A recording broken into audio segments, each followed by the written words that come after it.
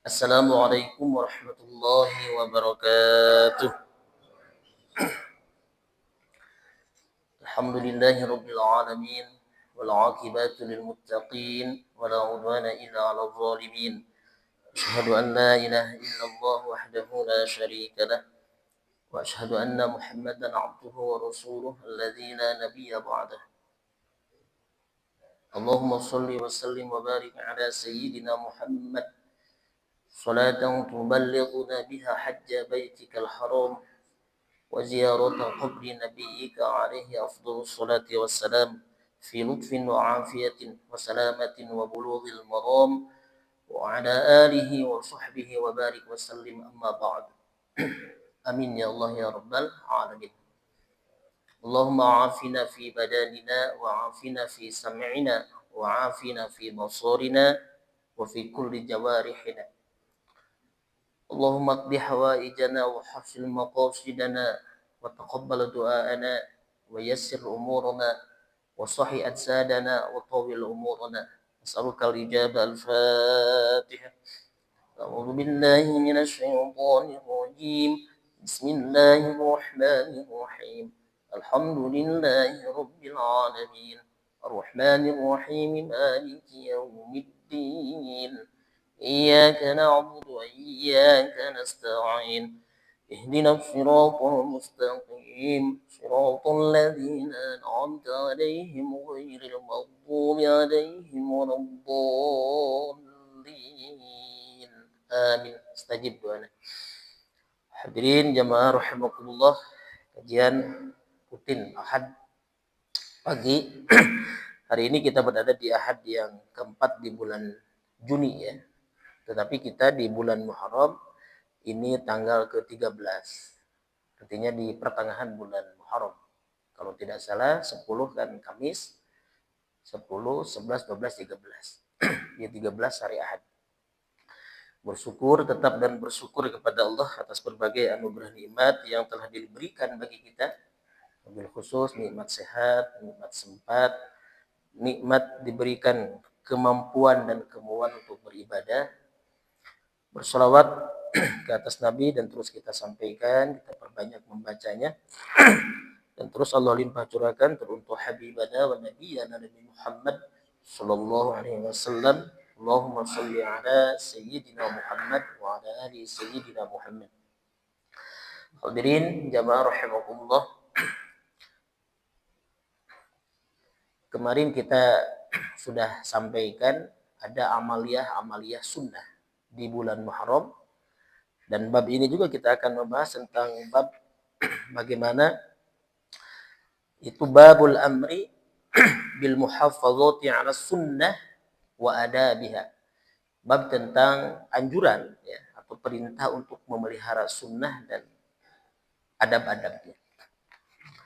Di bulan Muharram ya, kita digambarkan di antara perbuatan sunnah kita yang paling umum ya, anjuran sunnah kita yang secara umum adalah dianjurkan meningkatkan amaliyah sholihah, meningkatkan amal soleh. Jadi ini umum, apapun amal solehnya itu di bulan haram atau di bulan Muharram.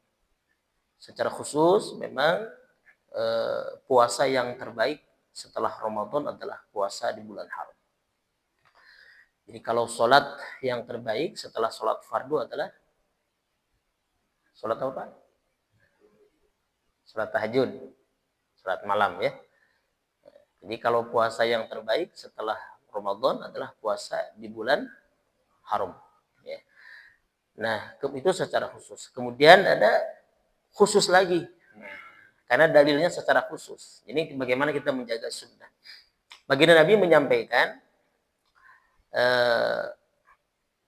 wasyamu yauma asyura, dan puasa di hari ke-10. Nah, ini gambaran sunnah kita.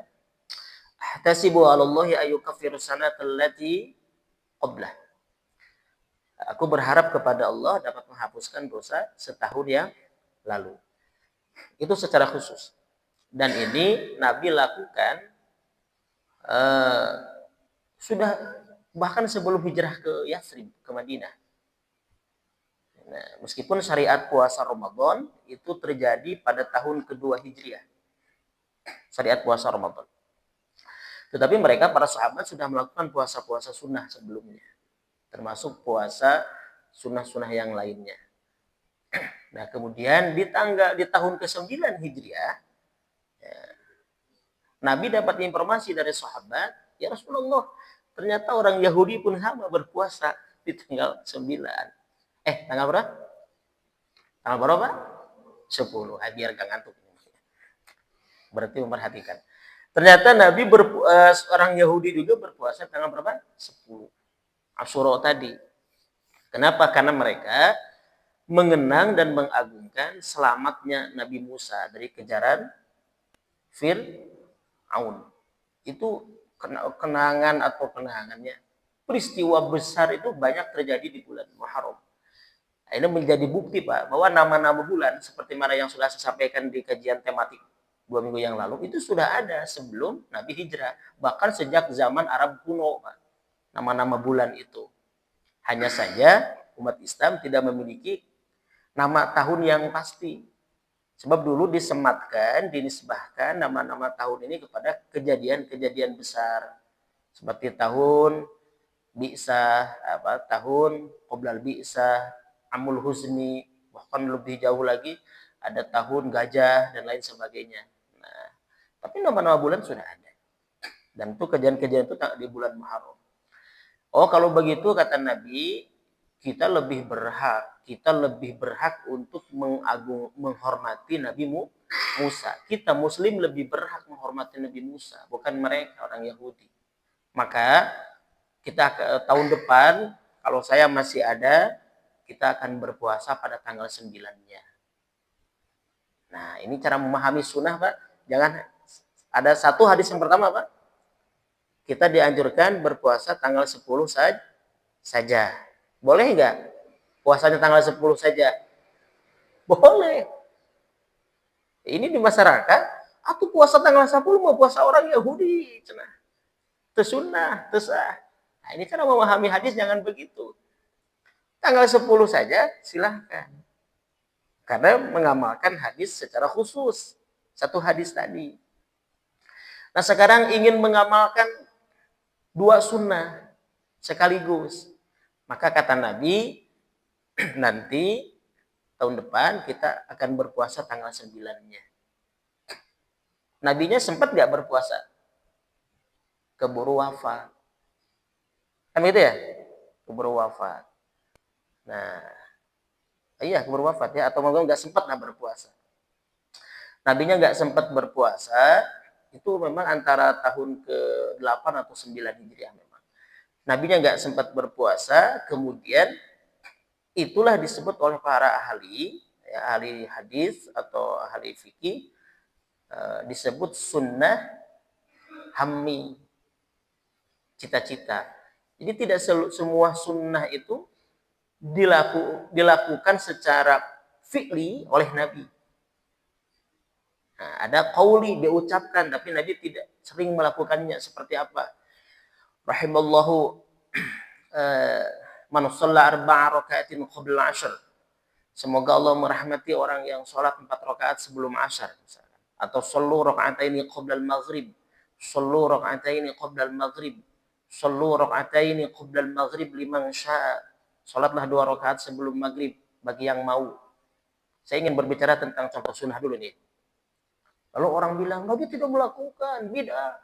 Adzan maghrib langsung qomat. Akhirnya gitu tuh. Iya kan? Ayah gitu. Padahal Nabi menyampaikan itu hadisnya bagi yang mau. Padahal di zaman sahabat, ketika Nabi menyampaikan atau Nabi melakukan, tidak ada istilah iya mah sunnah, iya mah wajib. Tidak ada. Sahabat itu apa yang disampaikan Nabi, dilakukan Nabi, dia lakukan. Itu muncul dalam kodifikasi ilmu, tentang ilmu. Dipilah, ada wajib, ada sunnah, ada mubah, ya, ada makruh, haram. Nah, itu ilmu, ya, dalam fikih atau usul fikih. Baik. Nah, kemudian ditetapkan menjadi sunnah tanggal 9 dan 10. Hadis yang ketiga, dari At-Tabrani, misalkan riwayat Imam At-Tabrani, sumu ya qablahu au ba'dahu, sumu qablahu yauman au ba'dahu yauman. Nabi sampaikan, berpuasalah sehari sebelumnya atau setelahnya. Berarti bisa 9, 10, 11, bisa 9, 10, bisa 10, 11, bisa 10 saja. Muncul kaidah atau fikih atau pendapat para ulama, mana yang paling utama? 9, 10, 11. Mana yang utama? 9, 10. Mana yang sekadar mengikuti sunnah dan mendapatkan keutamaan dosa diampuni setahun? 10 saja. Berarti tiga-tiganya ada yang salah nggak? Empat-empatnya. Benar semua apa salah semua? Benar semua. Atau benar salah satunya? Atau salah satunya? Tidak. Jadi kita belajar, ini sunnah, itu sunnah. Bukan ini sunnah, itu bidah. Nah ini yang bahaya. Kita harus belajar, ini sunnah, itu sunnah. Jangan, ini sunnah mah yang saya lakukan, itu mah bidah. Udah gitu jadi nggak boleh kita berduduk bersama ahli bidah. Misalkan. Pantas tarang hariung bareng. Tidak nanya. Sebab dianggap haram bersama dengan ahli bidah. Ahli bidah. Nah kita belajar bagaimana memahami ini sunnah itu sunnah. Bukan ini sunnah itu bidah. Baik, itu di antara contoh. Hadirin yang dirahmati Allah, kemudian apalagi di bulan Muharram ini, kemarin saya sampaikan misalkan di grup, di antaranya adalah melapangkan atau memberikan rezeki kepada orang yang di bawah tanggungan kita.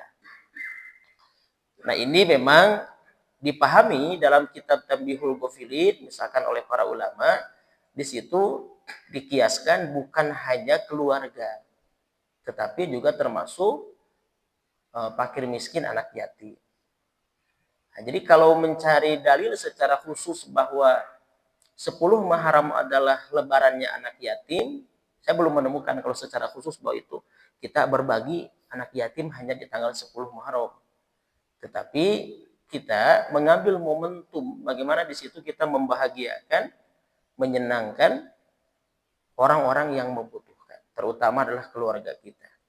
Saya begini, maksud saya gini, saya ingin kritik sosial, maksud saya begini, jangan sampai nanti di masyarakat itu, sosial itu, menyantuni anak yatim menunggu setahun sekali, itu maksud saya. Ya. Jadi jangan sampai nanti menyantuni anak yatim itu hanya menunggu tanggal 10 Muharram atau menunggu bulan Muharram. Padahal kebutuhan kebutuhan mereka itu tiap hari. Itu maksud saya. Jadi jangan sampai angkewe cenah disimpan heula misalkan. Atau Bapak ditunda heula di rumah misalkan, kayak tidak.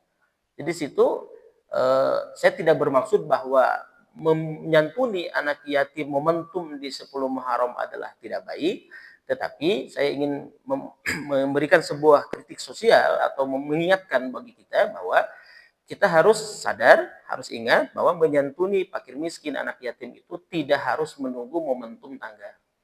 Tapi kapan saja, apalagi ketika mereka membutuhkan. Itu maksud saya. Baik, hadirin yang dirahmati Allah, itu gambaran sunnah. Karena kemarin ada hadis memang ini dianggap hasan memang hadisnya oleh kebanyakan ulama karena riwayatnya banyak yang man wassa'a ya lahu kan, atau barang siapa yang melapangkan keluarganya, memberikan lebih ya, memudahkan urusan keluarganya, wassa'allahu, Allah akan melapangkan rezekinya di 1 tahun itu. Nah itu ya. Itu memang diartikan wasa'a di situ bukan hanya kepada keluarga, ada yang mengkiaskan kemudian juga termasuk bersedekah. Ya, bersedekah kepada selain keluarga secara nasab. Baik, kemudian kita akan masuk ke bab tentang anjuran menjaga atau memelihara sunnah dan adab-adabnya. Tadi saya sudah kita gambarkan di antara amalan-amalan sunnah yang sesungguhnya masih kita jaga sampai hari ini.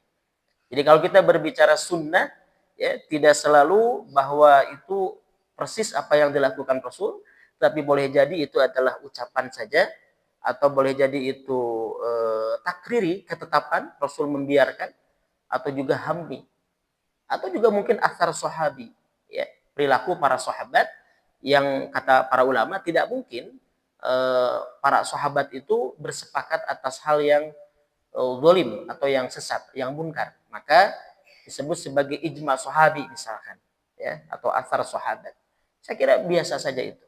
Seperti doa, kan tidak selalu harus persis apa yang berdasarkan hadis, bisa saja doanya itu dimodifikasi, dibikin oleh ulama, tetapi doanya tidak bertentangan secara substansi dengan dalil. Makanya lihat Pak Ustaz Yayan, kan hadis-hadis tentang bid'ah itu selalu ma laisa minhu atau laisa minna, sesuatu yang tidak ada hubungan dengan agama atau yang tidak ada hubungan dengan kami, dengan urusan kami. Itu akhirnya selalu begitu, ada 4 hadis tentang bid'ah itu atau 3 hadis. Berarti yang ada hubungan, yang ada substansi kaitannya dengan nilai-nilai agama dan tidak bertentangan dengan dalil-dalil umum, maka itu bukan bid'ah. Itu adalah perkara sunnah, perkara yang baik.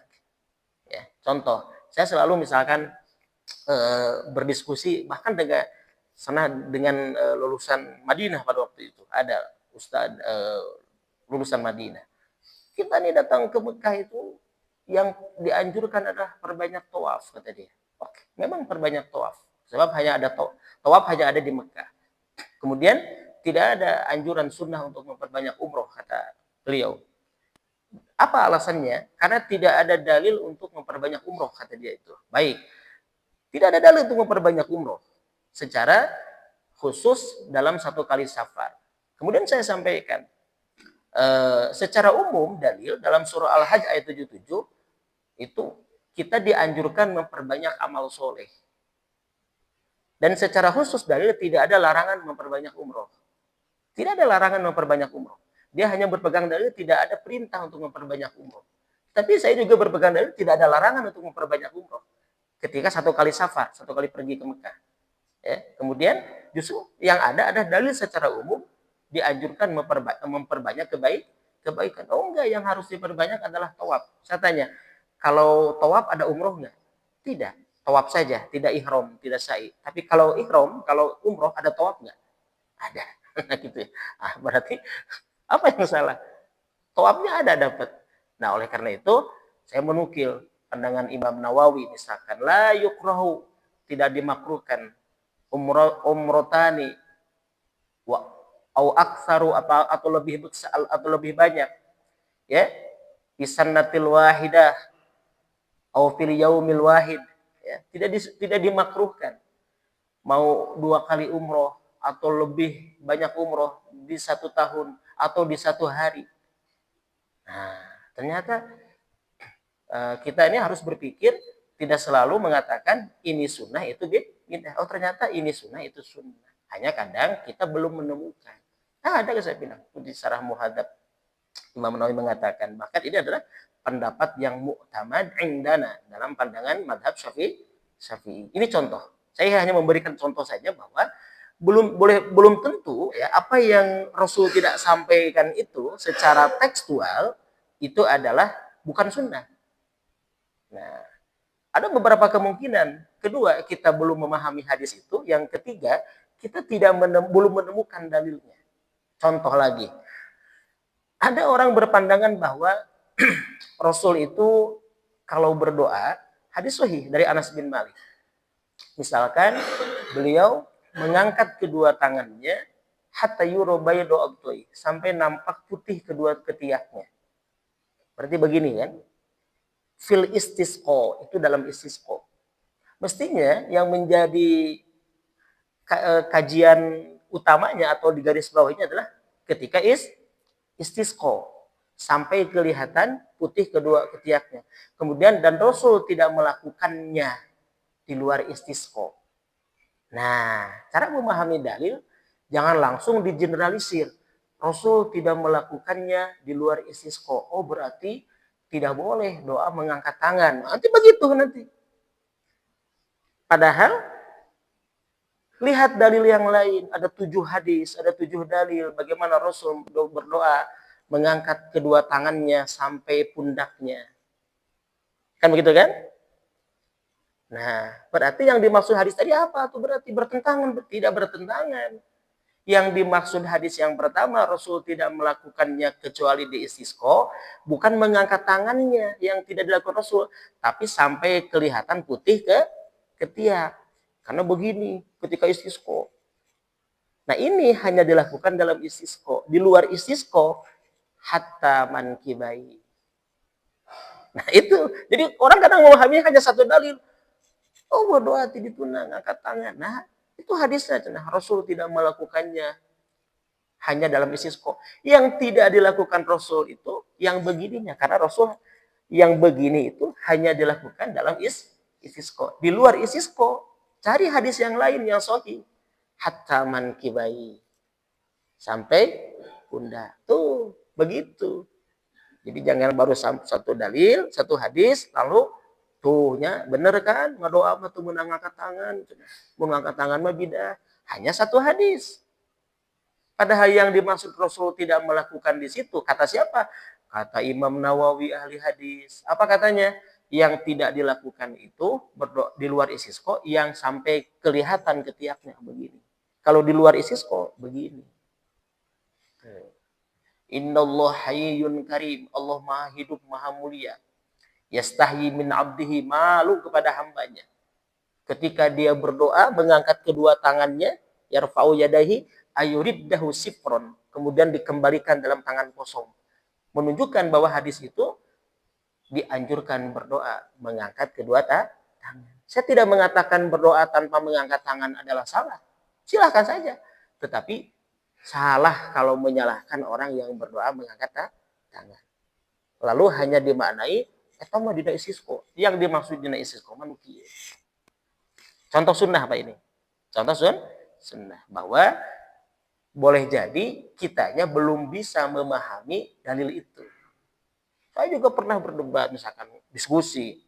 Tidak, sholat malam itu harus 4-4. Tarawih itu harus 4 salam, 4 rakaat salam, 4 rakaat salam. Mana hadisnya? Ada hadisnya memang. Ya. Hadisnya ada memang. Yang masyhur, yang sering disampaikan apa hadisnya misalkan? Contoh ini ya. Contoh bahwa ketika Aisyah ditanya oleh sahabat bagaimana sholat malamnya Rasul, Aisyah menjawab, tidak perlu kau tanya panjang dan bagusnya 4 rakaat Rasul. Tidak perlu kau tanya 4 dan bagusnya panjang dan bagusnya 4 rakaat Rasul. Kemudian disimpulkan, oh berarti sholat malam itu 4 rakaat salam, 4 rakaat salam. Lalu bagaimana dengan hadis yang lain yang banyak? Sholatul lail masna masna, sholat malam itu 2 rakaat, 2 rakaat. Bagaimana kita cara memahami dalil itu? Apakah kita hanya memahami satu dalil? Pokoknya sholat malam, sholat tarawih harus 4 rakaat salam, 4 rakaat salam. Kalau tidak berarti salah. Nah itu yang bahaya. Itu yang bahaya. Makanya para ulama muncul berbagai pendapat. Yang pertama pendapatnya, oh yang dimaksud oleh Aisyah karena Rasul 4 rakaat itu istirahatnya. Tetapi melakukan salam setiap 2 rakaat. 2 rakaat salam, berdiri lagi 2 rakaat salam istirahat. Karena panjang-panjang bacaannya. Nah, gitu kan? Kemudian berdiri lagi 2 rakaat salam, 2 rakaat salam istirahat lagi. Itu pandangan ulama. Ada lagi pandangan ulama. Oh, itu menunjukkan 4 rakaat ini 2 rakaat ini sebagai bagian bahwa yang paling mudah dan paling ringan dilakukan 2 rakaat salam, 2 rakaat salam. Pendapat yang ketiga, oh yang afdol, yang paling afdol adalah 2 rakaat salam. Kenapa? Karena lebih banyak tasyahudnya. Kalau 4 rakaat dengan 2 kali salam, berarti tasyahudnya 2 kali. Tuh muncul berbagai pandangan. Apakah salah? Tidak salah. Ya. Jadi ini sunnah, itu sunnah. Begitu. Ya. Sekarang muncul pandangan Imam Mazhab, para ulama. Imam Syafi'i mengatakan, orang yang tahu dan ngerti bahwa melakukan sholat malam itu harus 2 rakaat salam, 2 rakaat salam, lalu dia melakukannya 4 rakaat salam, 1 kali salam, maka sholatnya batal. Imam Syafi'i. Gitu kan? Kata Imam Ahmad bin Hambal, oh dia tidak ngerti sunnah. Nah, Imam Hanafi, Imam Malik memang membolehkan. Ya, membolehkan. Karena ada dalil secara umum. Itulah yang dimaksud kita mengamalkan semua dalil. kita belajar berbicara tentang ini sunnah itu sunnah, bukan ini sunnah itu bid'ah. Bisa dipahami Pak ya? Itu contoh-contohnya. Kita di Masjid Mukhlisin ya sunnah biasa. 2 rakaat salam, 2 rakaat salam. Nah itu enak mendengarnya. Ya, jadi bisa dilakukan dengan lebih simpel, lebih ringan, 2 rakaat salam kan lamun hoyong kajaban teh mah teu kudu ngantosan 3 rakaat deui kan. 4 rakaat deui. Nah, 2 rakaat salam secara logika gitu. Nah, itu saya kira demikian, banyak ya. Kemudian geuning Ustaz di Madinah, di Mekah, salat tarawihnya 2 rakaat salam, mohon. Di Masjid Haram, di Masjid Nabawi 2 rakaat salam, 2 rakaat salam. Tahu kan? Apa yang bisa kita bantah kan? Artinya jangan menganggap bahwa yang 2 rakaat salam paling benar, yang 4 rakaat salam paling benar. Ya, kalau saya yang mana atau kita yang mana? Kita yang 2 rakaat salam, 2 rakaat salam. Sebenarnya bisa, hanya nanti tinggal berargumen dalam mana yang paling afdol, mana yang paling kuat dalilnya, mana yang paling banyak dalilnya, mana yang paling jelas dalilnya, tidak membutuhkan penafsiran lain. Sholatul lail masna masna, sholat malam 2-2. Itu yang paling jelas. Nah, tinggal berargumen di situ kan, berargumen ilmu akhirnya. Nah, baik, itu contoh. Adabnya apa? Ya tidak mengklaim bahwa kita paling sunnah itu bid'ah. Adabnya apa? Ini sunnah itu sunnah. Baik. Pertama, ada Allah berfirman, surah Al-Hasyr ayat ke-7, surah ke-59, "Wa ma atakumur rasulu fakhuduhu wa ma nahakum anhu fantahu." Ada pernyataan misalkan di masyarakat, kalau begitu mah saya mah masih ingin berpegang kepada Quran saja misalkan. Tidak mau mengamalkan hadis-hadis, banyak yang palsu, banyak yang doib misalkan. Ini merujuk pada Al-Hasyr ayat ke-7. Surah ke-59 ayat ke-7. Misalkan dia misalkan berpegangannya tadi yang ingin ke Quran saja, maka dibantah oleh ini. Apa kata Allah? Apa yang diberikan Rasul kepadamu, maka terimalah. Secara umum nih, apa saja. Dan apa yang dilarangnya bagimu, maka tinggalkanlah. Wa ma atakumur rasulu fakhudhuh wa ma nahakum anhu fantahu. Berarti Rasulullah SAW itu menyampaikan sesuatu ya, bimbingan agama ataupun tentang syariat, tentang panduan-panduan ibadah. Pada hakikatnya itu adalah dari Allah. Dari mana? Surah berikutnya, An-Najmu. Surah ke-53 ayat 3 sampai 4. Wa ma yantiqu 'anil hawa in huwa illa wahyuha. Dan tiadalah yang diucapkan itu Al-Qur'an menurut kemauan hawa nafsunya. Melainkan ucapannya itu tiada lain hanyalah wahyu yang diwahyukan kepadanya. Jadi Rasulullah SAW tidak menyampaikan sesuai keinginan hawa nafsunya. Tidak berdasarkan keinginan sendiri, tapi adalah atas dasar wahyu yang Allah telah berikan kepadanya. Wahyu itu kan ada berbagai cara Allah turunkan. Ada melalui malaikat Jibril. Kadang Jibril juga menyerupai bentuk aslinya, wujud aslinya, Pak. Tapi itu hanya sesekali. Pak, sayapnya saja sudah minal masjid ilal maghrib, dari timur ke barat, Pak. Hanya satu sayap saja. Ya, dari utara ke selatan. Kemudian kadang Jibril menyerupai manusia, menyerupai seseorang. Ya, kadang juga melalui langsung Allah tetapkan, masukkan ke dalam dadanya. Seperti halnya kita dapat ilham gitu lah. Tapi itu wahyu ya. Seperti itu. Kemudian contoh dalam surah yang lain misalkan An-Nisa. Ketika berbicara tentang taat kepada Allah dan Rasulnya, di situ ada kalimat atiu diulang 2 kali. Ya ayyuhalladzina amanu, wahai orang yang beriman, atiullaha wa atiur rasul. Taatlah kepada Allah dan taatlah kepada Rasul.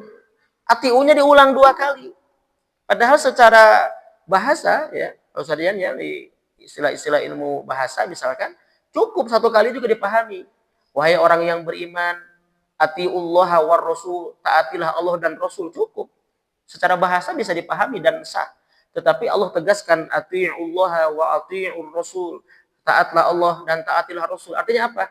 Ketaatan kepada Allah dan kepada Rasul, dua hal yang tidak bisa dipisahkan. Jadi posisinya sama, statusnya sama, nilainya sama, ya, kelasnya sama, levelnya sama, Pak. Ada dua atiu yang diulang di situ. Tetapi ketika kepada pemimpin, wa ulil amri minkum, tidak pakai wa atiu. Tidak wa atiu ulil amri minkum, langsung wa ulil amri minkum. Kenapa? Sebab di situ banyak makna. Pertama, ketaatan kepada pemimpin dalam hal-hal yang tidak melanggar aturan agama. Ya kan begitu. Fa in tanaza'tum fi syai'in farudduhu ila Allah war Rasul. Ketaatan kepada pemimpin karena sangat dipengaruhi oleh kebijakan-kebijakan manusia. Dalam konteks Indonesia, kebijakan-kebijakan legislatif, kebijakan-kebijakan duniawi, jika terjadi tanazuk, terjadi pertentangan, ya, kebijakannya tidak adil dan bertentangan dengan syariat, maka baru kembalikan kepada Allah dan Rasulnya. Jadi kalimat ini bukan berbicara tentang ini kadang juga salah paham. Ya. Kalimat ini berbicara tentang pertama, kita diperintah untuk taat kepada Allah dan Rasul, itu satu level. Artinya satu kesatuan. Tidak boleh dipisahkan. Itu kandungan ayat yang tadi. Yang kedua, kita pun diperintah taat kepada pemimpin. Di situ tidak mencantumkan lagi kalimat atiu. Artinya apa? Taat dalam hal-hal yang tidak bertentangan dengan syariat. Secara substantif, tidak bertentangan dengan syariat. Nah, jika bertentangan dengan syariat, kebijakannya misalkan menyalahi aturan-aturan agama, fa'ing tanazu, terjadi perdebatan, terjadi permasalahan, terjadi gontok-gontokan, maka kembalikan pada Quran dan Sunnah. Ini kadang kita menyampaikan, kenapa umat Islam tidak bersatu, katanya. Kenapa kita bertengkar? Karena tidak kembali pada Quran dan Sunnah. Kata saya, bertengkar dalam hal yang mana ini? Hanya dianggap karena beda pendapat, dianggap tanazu. Berbeda pendapat itu ikhtilaf, bukan tanazu. Imam Syafi'i, Imam Ahmad bin Hambal, Imam Malik berbeda pendapat. Apakah dia tidak kembali pada Quran dan Sunnah? Oh, orang hafal Quran, ahli sunnah. Imam Malik ahli sunnah. Ya kan? Lalu dianggap berbeda itu tidak kembali pada Quran dan Sunnah. Ini sudah salah penafsirannya. Sudah tidak tepat. Lalu disampaikan itu kepada jamaahnya. Mari kita kembali pada Quran. Kalimatnya benar. Uridul haq wa ma'nahu batil. Saya sudah sampaikan bulan yang lalu. Kalimat itu apa? Uridul haq wa ma'nahu batil. Tujuannya benar, tetapi maknanya, substansinya batal. Kalau kalimat, ayo kita kembali pada Quran dan Sunnah. Benar, tujuannya mah benar. Uridul haq wa ma'nahu batil. Tapi maknanya batil. Pertanyaan apa? Sebab bagi orang awam, bagaimana bisa kembali pada Quran dan Sunnah? Wong Imam Syafi'i, Imam Ahmad bin Imam Hanafi, Imam Malik, Imam Syafi'i, Imam Ahmad bin Hambal saja sudah berbeda pendapat. Ada perbedaan pendapat dalam mentafsirkan Al-Quran, dalam memaknai hadis. Ini juga kadang ambigu kita ini. Ya, menyampaikan itu ambigu. Menjadi tidak jelas, menjadi bingung masyarakat. Oh, berarti orang pang bener nama kan gitu kata cek jamaahna teh. Salah ya tambah. Nah, ini sebenarnya itu yang membuat perpecahan tuh. Karena kesalahan yang menyampaikan, kesalahpahaman yang dianggap gurunya. Nah, begitu sebenarnya. Masyarakat mengikuti gurunya. Makanya kata Gus Baha ini ketika ditanya oleh seorang jamaah, Gus,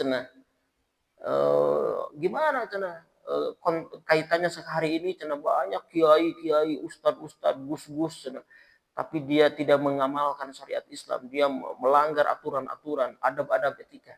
Apa kata Gus Baha? Santai jawabnya. Apa kata beliau? Sebenarnya kan bisa dua kemungkinan. Kemungkinan pertama memang yang salah bukan kiai dan ustadznya, tapi Anda yang mengkiaikan dia dan mengustadkan dia. Yang salah cina Anda yang mengustadkan dan mengkiaikan orang yang sebenarnya bukan ustadz dan bukan kiai. Simpel aja, senyum aja. Kan Anda mungkin saja yang salah. Kenapa mengguskan? Kalau beliau kan selalu berbicara, kalau Gus yang ori itu ya saya, gitu kan. Sebenarnya boleh Pak, dalam beragama kita itu bukan sombong, bukan. Beliau tuh sering. Kalau saya kan hafal Qurannya hafal beneran, gitu. Kan Gus Bah begitu ngomongnya, hafal beneran dan ngerti tafsirnya. Jadi kalau Gus-Gus yang ori itu hanya saya diantaranya. Itu boleh Pak. Dalam hal-hal tertentu kita mengatakan saya paling bisa dalam konteks di depan tuh banyak kegelapan, banyak ketidakjelasan itu boleh Pak.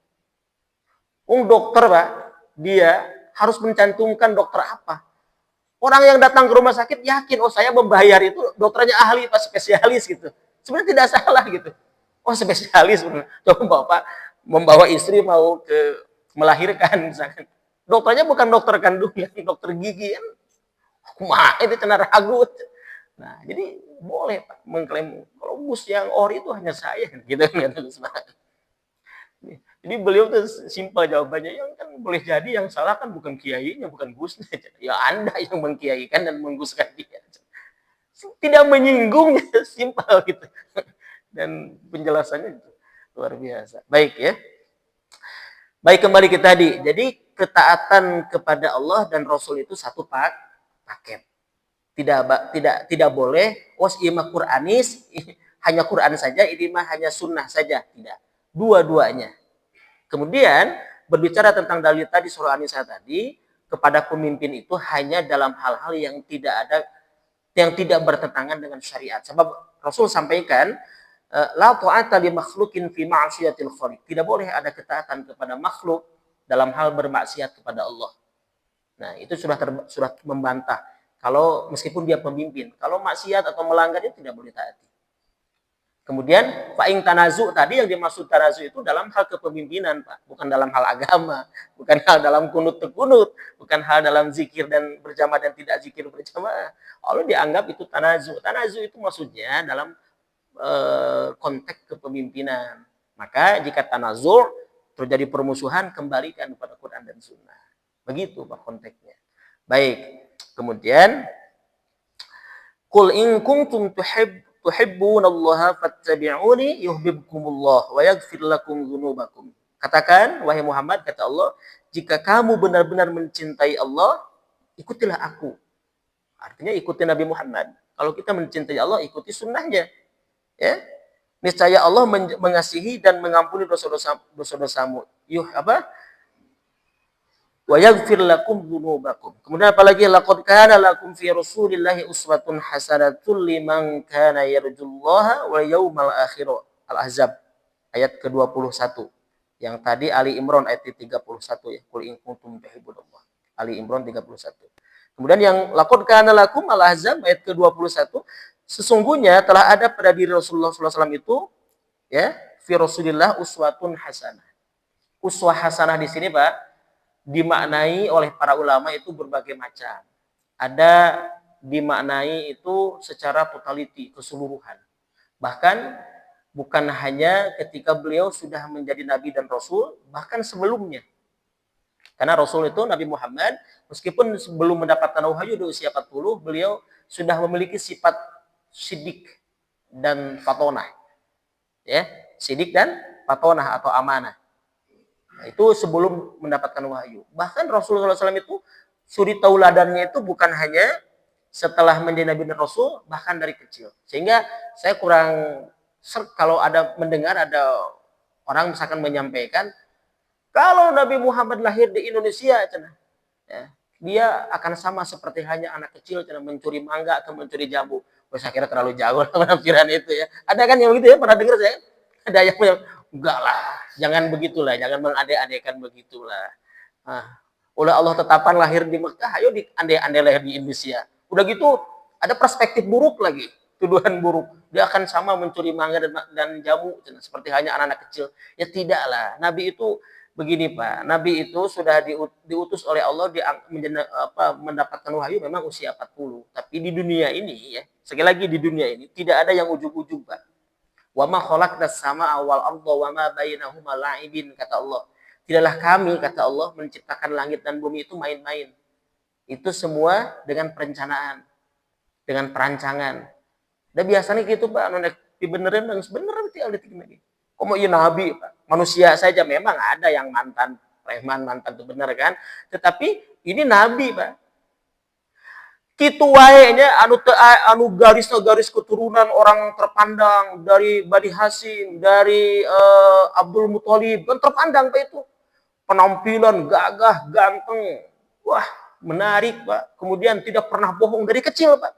Selalu jujur, pinter, masih ditolak, Pak. Ke orang kafir, betul nggak? Masih ditolak, masih tidak diimani. Kok lamun saya tahu tuh, preman baheula lagi. Kok ngomong gitu? Nah, logika ya, Pak.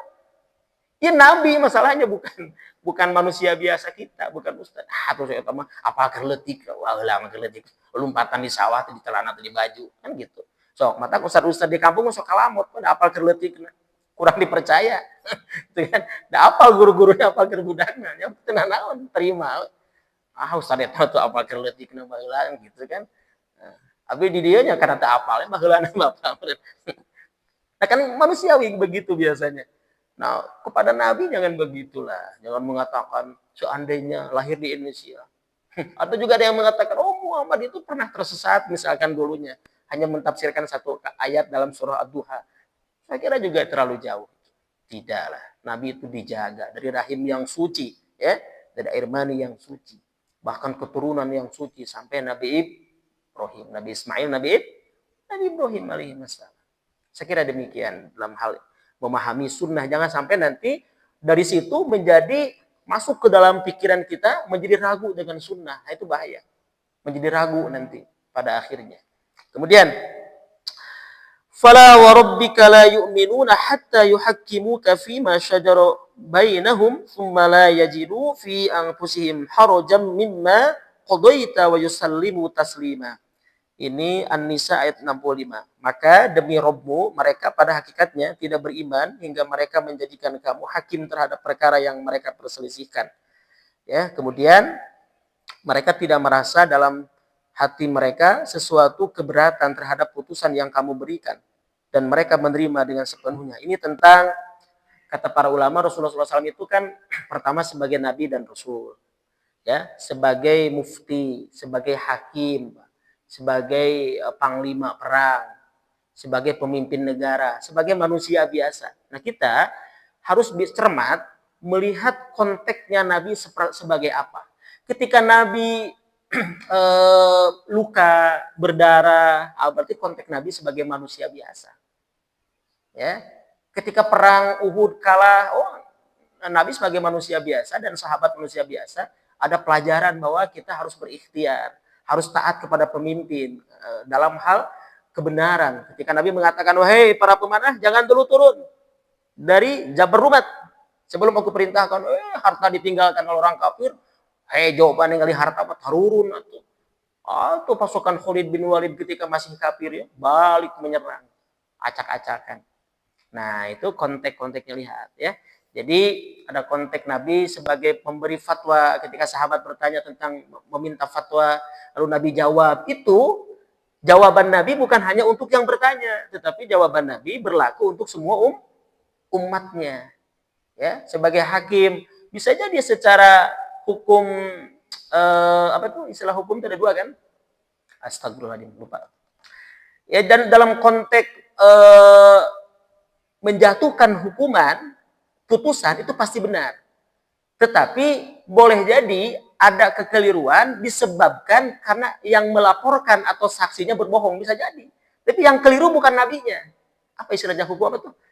Kan ada hukum itu ada dua, bukan positif negatif, bukan. Apa tuh? Ada ahli hukum di sini? Atau pernah dihukum? Kan hukum itu ada dua kan? Ada hukum, bukan formil apa tuh? Istilah begini, intinya kita, yang penting paham. Ketika Nabi memutuskan hukum,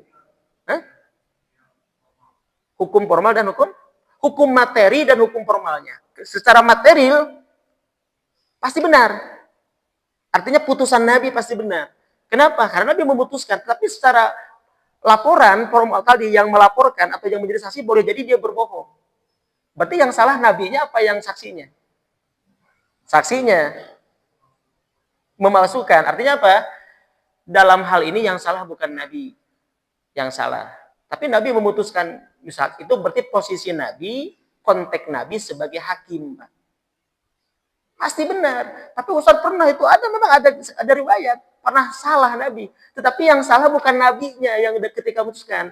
Nabi itu memutuskan apa yang dilihat seperti hakim, Pak. Gini lah. Hakim itu memang sebenarnya tahu mereka dua kakinya itu sudah satu di neraka, satu di surga. Pak Hakim itu sudah begini. Itu ada dalilnya sahih, Pak. Hakim itu kakinya satu di neraka, satu di surga. Jika dia benar, putusannya di surga dua-duanya. Jika salah, di neraka. Tapi putusan di sini adalah putusan yang dia tahu itu benar, tapi dia salahkan. Atau dia tahu itu salah, tapi dia benarkan. Berat, Pak. Ini gimana nih hakim disuap? Allahu Akbar. Oh, dia beli neraka 100 juta. Dia beli neraka 10 miliar. Gimana ini? Atau dia menjual surga 10 miliar kan? Nah, ini maksudnya hakim itu benar itu kalau dia ijtihad, dia sudah merenung, dia sudah memutuskan dengan hasil ijtihadnya, itu kalaupun salah tetap dianggap benar. Kenapa? Karena boleh jadi yang tidak jujur itu para saksi dan orang yang melaporkannya. Nah, hakim itu hanya nahkumu bil dzawahir, kata Umar bin Khattab. Kami ini menghukumi hanya apa yang kami lihat, yang kami ketahui saja. Allah yatawalla 'alas sarair. Hanya Allah yang tahu apa yang sebenar dalam hatinya, maka disumpahkan. Kalaupun salah ya saksi yang salah. Tapi hakim yang selama memutuskan dengan ijtihad atas dasar itu, kalaupun seandainya secara formil, secara material apa formil itu salah, misalkan secara material ada yang salah, itu bukan hakim yang salah. Begitu. Bisa dipahami, Pak ya? Atau misalkan ada pembuktian lagi. Makanya hakim-hakim yang benar mah santai. Nek diajukan ke pra peradilan apapun gini. Karena dia menghukumi dengan keyakinannya. Nah, kalaupun yang salah mah udah yakin salah, ayo dibenarkan. Udah bisa diduga atau apa yang salah, patut diduga. Itu salah ya macam.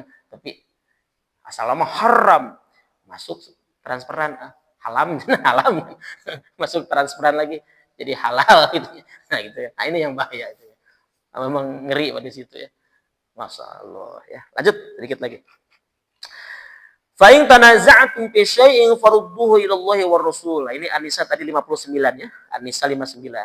Kemudian jika kamu berlainan pendapat tentang sesuatu, maka kembalikanlah ia kepada Allah kepada Al-Qur'an dan Rasul sunnahnya. Menunjukkan bahwa Al-Qur'an dan sunnah adalah satu kesatuan yang tidak dipisahkan. Tapi kalau penafsirannya sudah saya sampaikan tadi. Maksud fa'in tanaza'tum itu bukan hal dalam khilafiyah. Sebab ada ikhtilaf, ada tanazu, yang lebih parah itu apa? Ustaznya itu apa? Permusuhan itu apa? Di atas tanazu itu ada lagi. Berpermusuhan. Jadi kalau ikhtilaf itu paling bawah. Berbeda pendapat. Ada naik sedikit, tanazu. Nah, ada lagi permusuhan lah. Sudah itu sudah lebih tinggi. Ya. Sudah lebih berbahaya lagi. Kita baru ikhtilaf biasa saja. Semua ada dalilnya kalau ikhtilaf itu. Kalau ikhtilaf itu apa metodenya apa? Ini sunnah itu sunnah. Bukan ini sunnah itu bid'ah. Kalaupun tanazu di sini kan dalam hal kenegaraan, dalam hal kepemimpinan Pak tanazu itu. Wah, demo cek yuk MBG itu benar, ya cek yuk itu benar dari sisi syariat. Nah, itu baru tanazu kan di situ. Maka kita harus bahsul masail di situ misalkan gitu ya. Di situ ulama harus turun tangan. Apakah ini maslahat atau mudorot? Nah, misalkan apakah memberikan kemanfaatan atau tidak atau mubazir misalkan.